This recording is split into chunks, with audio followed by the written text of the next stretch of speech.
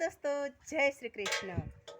આજે અમારી ગાયું માટે મસ્ત લોહીને ટકાવારી વધે એવું મસ્ત ફળ લઈ આવ્યા છે।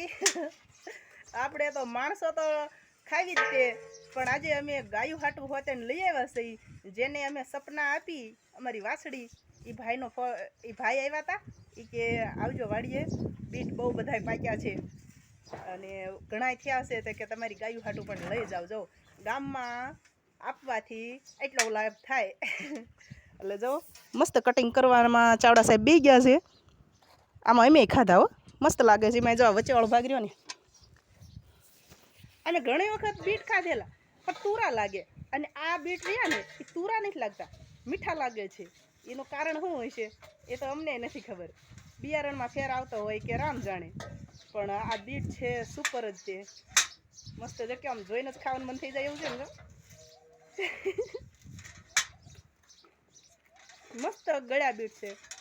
નહીતર અમે પહેલાં બીટ વાવતા હતા અને ક્યારેક લાવતા હતા તો શાક, આપણે શાક રોટલા ખાવા બેવીને હારે એમ ખાતા, પણ આને અમે લુખું ખાઈ છીએ તો મીઠું લાગે છે। અને જો હવે અમારી ગાયું ખાણ ખાય ને તગારા કોરા કરી અને ઊભી રહી ગયું છે। ઓલી બાજુથી તગારા લેવાઈ ગયા છે। આલે આલે અમારી વાલે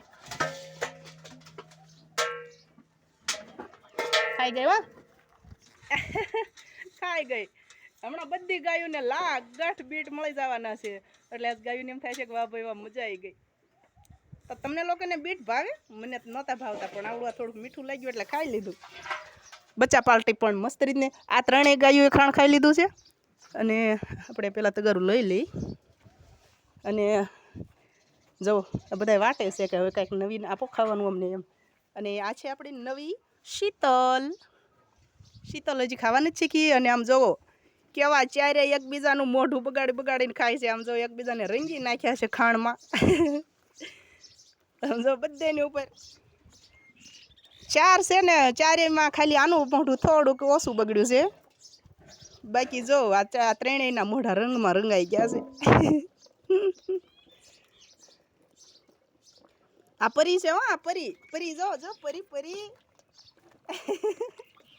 આ રૂપા છે, અને આ બોડી છે જેને જન્મથી એના શિંગડા જ નથી આવ્યા આને, એનું નામ છે બોડી। પરી તગારામ કાંઈ ફોનમાં કાંઈ નથી।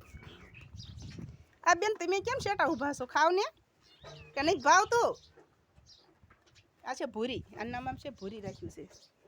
અને આ છે મારી લીલકી, ઇઝ અ લકી કાઉ।